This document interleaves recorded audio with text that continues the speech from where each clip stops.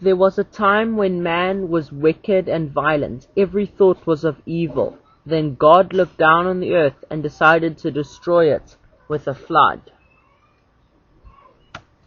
So God told Noah to build an ark, 450 feet long, 75 feet wide, and 45 feet tall, with 3 decks and a window on top.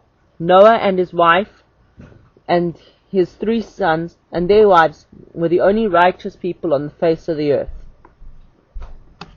The Lord brought to Noah 2 of every type of animal, all land-dwelling, air-breathing animals, so that after the flood they could repopulate the earth. On the ark there were representatives of all the animals that there are on the earth today, and some that are actually extinct. The ark that you see is a half-scale model. My pens are far larger than they needed to be because I had a lot of space and only a few types of animals.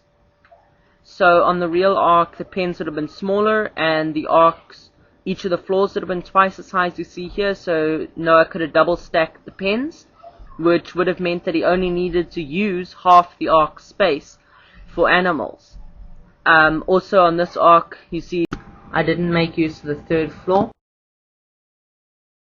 And the Lord sent rain onto the earth. For 40 days and 40 nights it rained.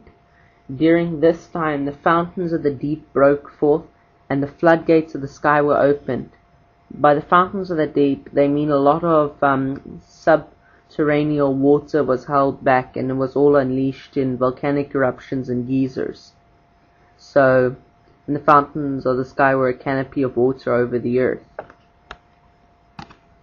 After the rain began, Noah and his family, his wife, his 3 sons, and their wives all entered the ark, and after, I'm sure, making sure the animals were well fed and watered, they probably went down and bunked down in their rooms.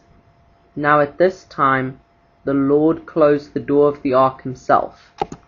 Now it rained for 40 days and 40 nights, which was plenty of time for the earth to flood over even the highest mountains of that time. And as I mentioned before, there was all the water stored under the earth's crust, and all the water in a canopy over the earth's surface. So 40 days and 40 nights of continual rain. And Noah and his family were the only humans who survived the flood. Everybody else drowned. The animals in the ark were the only animals, except for sea creatures, the only land-dwelling, air-breathing animals that were able to survive the ark. The flood were on the ark. And it came about that after 150 days the Lord saw Noah, and he sent a wind, and the water began to subside, and the ark landed on the top of Mount Ararat. Soon the water had gone down sufficiently, after 40 days, that Noah was able to release all the animals from the ark.